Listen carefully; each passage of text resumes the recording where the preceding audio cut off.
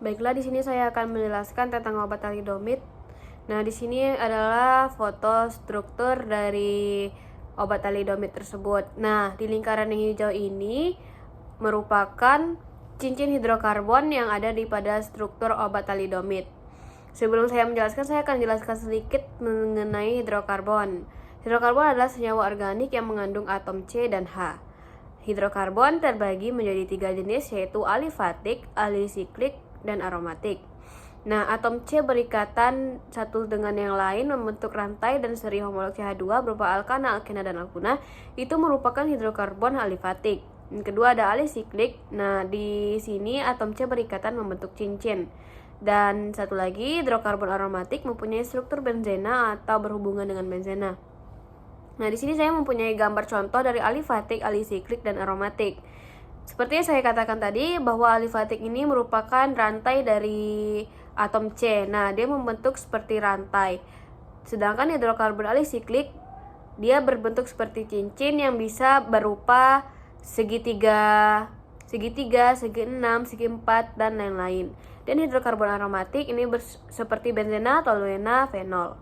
Nah, pada struktur thalidomid tadi merupakan hidrokarbon aromatik. Nah, apakah ada yang ingin ditanyakan? Baiklah, saya akan memberikan pertanyaan yang pertama, yaitu bagaimana kecenderungan larut dalam air pada cincin hidrokarbon obat thalidomid? Baik, saya akan menjawab pertanyaannya. Jadi, thalidomid memiliki cincin hidrokarbon yang terdiri dari struktur benzena dengan substituen tertentu. Jadi, struktur hidrokarbon pada thalidomid dapat mempengaruhi kecenderungan senyawa tersebut dalam air. Pada umumnya, hidrokarbon yang terlibat dalam struktur cincin benzena bersifat hidrofobik, yang berarti mereka cenderung tidak larut dalam air. Nah, hidrofobik ini dapat memberikan thalidomid kecenderungan untuk lebih larut atau mudah larut dalam larutan nonpolar seperti minyak atau pelarut organik lainnya. Tapi meskipun demikian, solubilitas thalidomid dalam air juga dipengaruhi oleh gugus-gugus substituen tertentu yang melekat pada struktur benzena tersebut. Baik, apakah ada pertanyaan lagi? Pertanyaan saya yang kedua yaitu modifikasi struktural apa yang terjadi pada cincin hidrokarbon dalam obat thalidomid? Jawabannya adalah iya, ada berbagai upaya modifikasi struktural pada cincin hidrokarbon thalidomid untuk membuat analog atau turunan senyawa dengan sifat-sifat yang diinginkan. Modifikasi struktural dapat mempengaruhi sifat farmakologis, stabilitas atau aktivitas biologis dari senyawa tersebut.